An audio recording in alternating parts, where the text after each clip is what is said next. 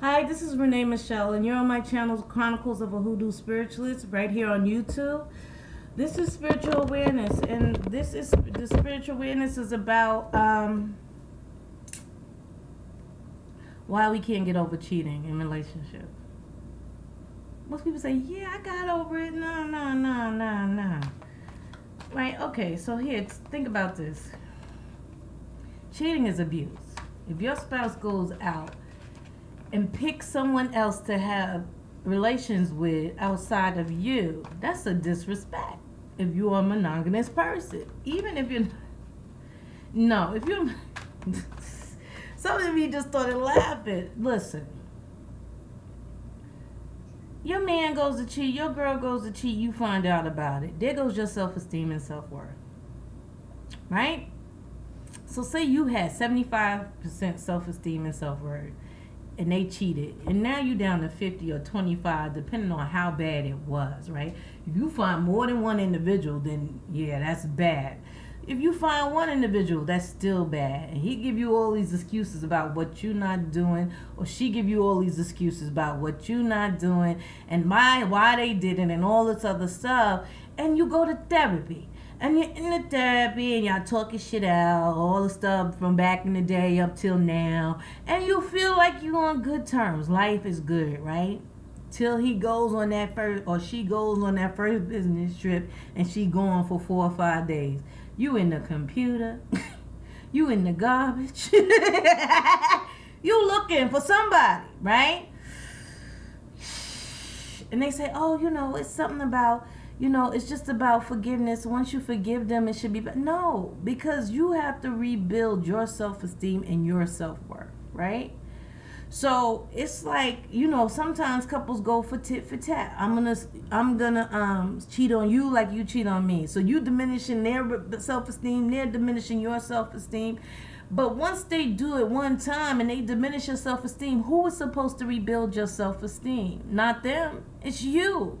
And you can't do it with them. I give more props to people who separate, right? So they can go through their own personal growth as to why they can't deal and then get back together than those who try to heal themselves while the person that hurt them is walking around them every day of their lives. How can you do that? It's impossible. How can you move forward and move on when the person that abused you is right there? Regardless of how many times they say sorry, but how many times you pray on it in your heart, and then you always looking like why he looked at. I see you stared at her too long. You stared at who the fuck you looking at? Who's that dude on the phone? Because the self-esteem never comes back up to full bloom because you lack it, and they can't replenish it for you. The therapist can't replenish your self-esteem and self-worth for you. That's something that you have to work on your own and in your own time. And what own time, Renee? I got the kids, I got him. You know what I'm saying? That whole situation where your life is so busy and da-da-da-da-da. But my thing is that with the life being busy, plus the man that cheated, it's hard to work. So most of the time people break up. Divorce rate is so high because people aren't where they should be emotionally and spiritually. When they go into the marriage, when they go into the relationship, if you meet somebody when you have 50% of self-esteem and self-worth, and they at 75, and y'all meet and y'all get together, right? And you're like, wait a minute, I feel like this is about to be an abusive situation. Most likely it is. But even still, you're giving half of that 50% to them, and they're giving half of that 75 to you, right? Because y'all need to make a whole together, right? So if you only have you're in that energy where you're giving half of your worth to somebody else to make a relationship, and then they go and cheat, what the fuck is you left with? I hate to be cursing, but what is you left with? Absolutely nothing. And how do you rebuild that? With them walking around you every day. Even if you go to therapy and you try to be forgiving, that's why it just don't work. That's what people are like, I don't know, we never recover from that, and it was nothing left after that. And how can it be? You got to rebuild your self-esteem and self-worth with time and peace and yourself. and getting your mind together and your self-worth and loving you first before them and all the other stuff that you have to work on you with. So most of the time, people end up divorcing anyway because, like, how do you get over it? Oh, I can never trust you again. That's part of it. I don't trust your ass. I just did it one time. That's it. Okay, so I let you back, and you be like, you know what? She kind of forgave me the last time. Maybe I'll do it one more time because this chick kind of hot. And now you stuck. First time, shame on you. Second time, shame on me. After that, y'all gotta leave. If you don't leave after the second time you found out your spouse was cheating, you're in an abusive relationship and they're gonna keep cheating on you. But let's go. Let's see what the cards have to say about this. Angels, spirit guides, divine, etc. Okay.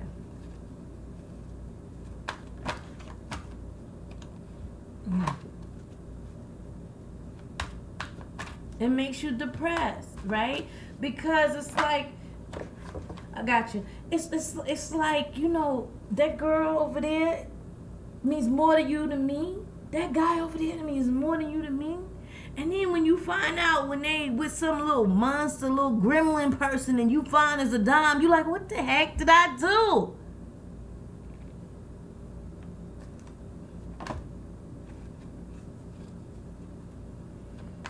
How do you get that back from that person? That person abuses you, takes away your self-esteem and self-worth, and you're supposed to live the rest of your life with that individual and be okay with that. I don't know what that is. See what the cards say.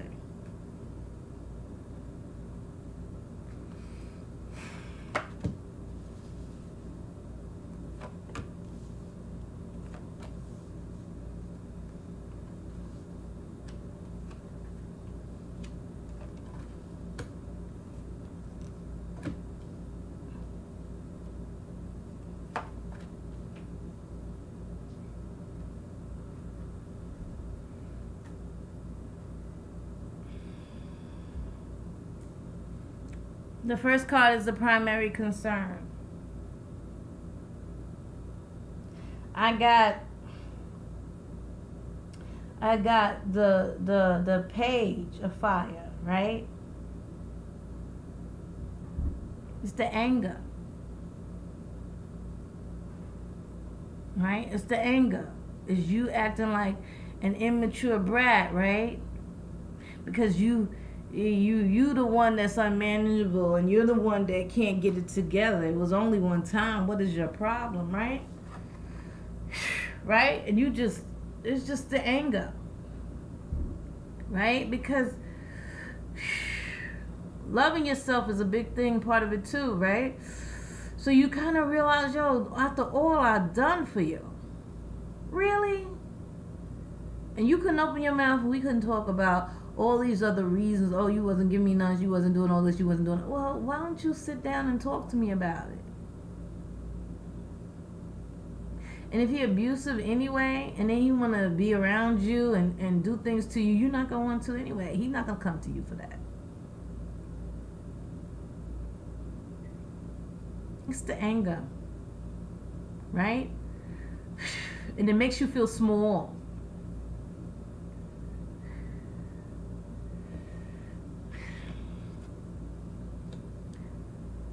The second card is about the motivating reason for seeking guidance is because you're worried, right? You're worried about this relationship, what it's going to go through, worried about being out in the cold, worried about being in the street, worried about what you're going to do with your kids, worried about everything, right? Because it's like, because you know in your gut you don't want to be there no more. You don't want to be bothered no more.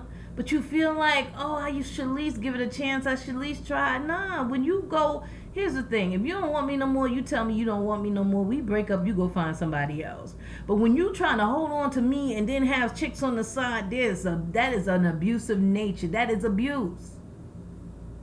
And they're being abusive, right? And so then your self-esteem and self-worth is lacking because your husband or your wife has chosen somebody over you to be intimate with, that like you're not enough, like you're not all that you need to be. And so it worries you as to, well, damn, now you is constantly worried. right? Now you're going to be worried all the time. Is he with somebody else? Is she going to take him? Because right now, he got me in a position where I'm only working a part-time job. I'm more of a stay-at-home mom. Where am I going to get the money to take care of these kids in this house if I leave? Or if he leaves?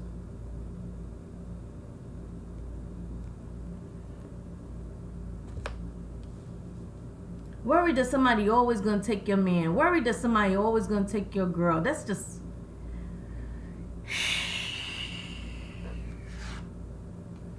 The third card third card is present areas concern or anxiety, right?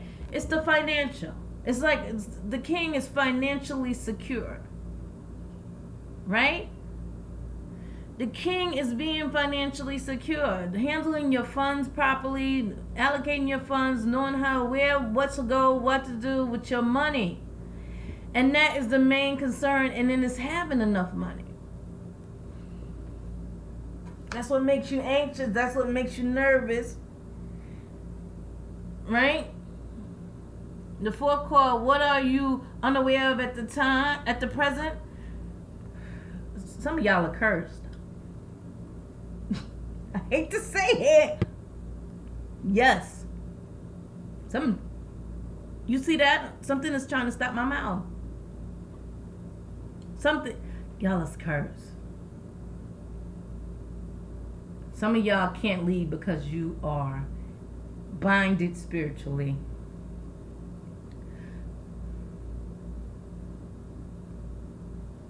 That's it. They don't give me anything else. I'm waiting. Right? That's the Ace of Coins, by the way. So you can find a new job. You can find a new source of income. You will find a new source of income. Okay?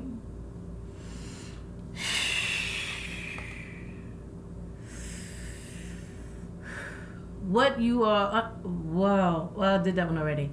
The fifth card, best course of action or the advice card, right? Stop worrying. Stop worrying about the past. Y'all keep looking back on the past. This is the present and the future. The flowers and the baby is the present and the future, right? And you are in the graveyard. That means you keep focusing on the past and what happened in the past and how the past is going to keep you, how when you tried to leave before and what happened, right? And all that other stuff that goes along with it. But the worry and anxiety and the focusing on the past is not going to help, right? So we have to look forward. We have to look into the future. We have to keep going. The sixth card is the best way to proceed or use the advice of the present, right?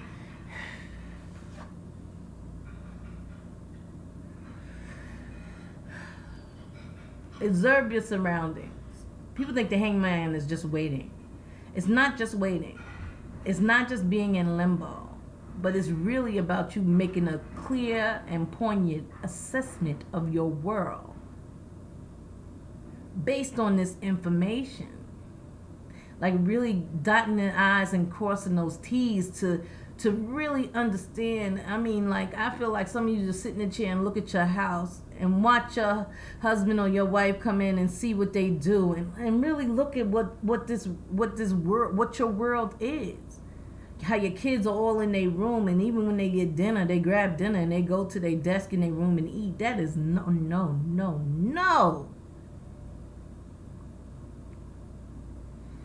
This is about you really taking a look at the people around you, the abusive people, the people that don't serve you, the people that support you in staying in a relationship where you're being abused. Because when your mate cheats on you, that is an act of abuse.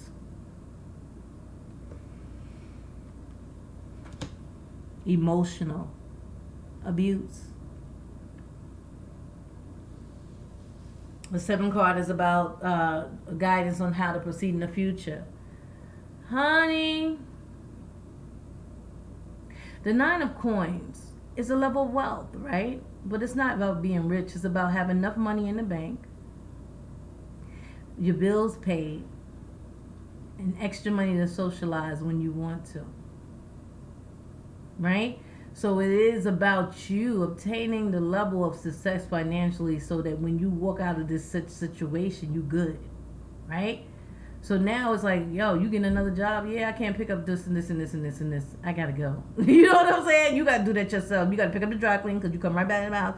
Because I'm going to the second job now. You know what I'm saying? I'm trying to get some extra money to go on a cruise. Meanwhile, you trying to get up the extra money to get the hell out of there. Because you're like, this is enough. I can't do it. So it's about getting yourself to enough of financial grounding that you can support yourself on your own and move on with your life. Wow.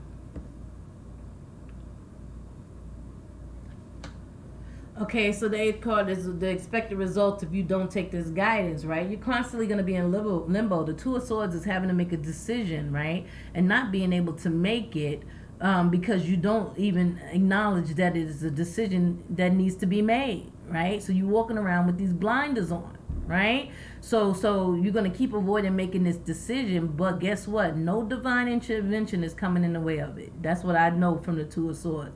You got to make a choice, and it's going to be your choice to make in the end, regardless of whatever. You have to make this choice.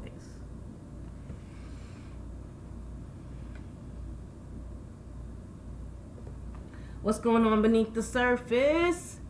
You really want to be in a new relationship. This is manifesting new love for yourself. This is the Page of Cups. You really don't want to be there. Till next time, guys. Thank you for watching Spiritual Awareness. Stay tuned for the monthly videos. Peace. Ashe. You know I love you. Bye.